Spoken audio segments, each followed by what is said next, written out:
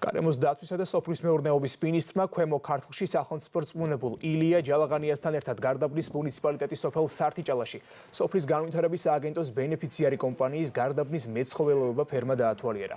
მინისტრმა კომპანიის წარმომადგენლებისგან მეურნეობის საქმიანობისა და განვითარების გეგმების შესახებ მოისმინა ინფორმაცია.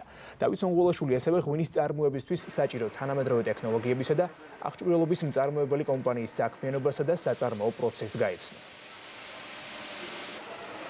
ძალიან მნიშვნელოვანია რეგიონებში მსგავსი ტიპის წარმოებები. მნიშვნელოვანია რომ ფაქტობრივად სრული ციკლი როგორც სადედე გუნდი შემდგომში უკვე სუქება გაზრდის მიმართულებით და საკვების მთლიანი დამზადება ხდება ერთიან სისტემაში, რაც თავისთავად ცხადია უზრუნველყოფს სტაბილურ და წარმატებულ საქმიანობას. მეღვინეობა მევენახეობა არის სტრატეგიული მიმართულების დარგი, აგრეთვე მთავარი საექსპორტო, ყველაზე დიდი საექსპორტო პროდუქცია, ამ მიმართულებით განსაკუთრებით მნიშვნელოვანია, რომ ყველა კომპონენტი, რომელიც გამოიყენება მეღვინეობა მევენახეობის საბოლოო პროდუქციის შექმნისთვის, მზადდებოდეს საქართველოში. ორივე საწარმო ძალიან კარგი მაგალითია სახელმწიფოსა და კერძო ბიზნესის თანამშრომლობისა და მაგალითია იმისა, თუ როგორ უდგას სახელმწიფო და შესაძლებლობას აძლევს კერძო ბიზნესს განავითარონ თავიანთი წარმოება.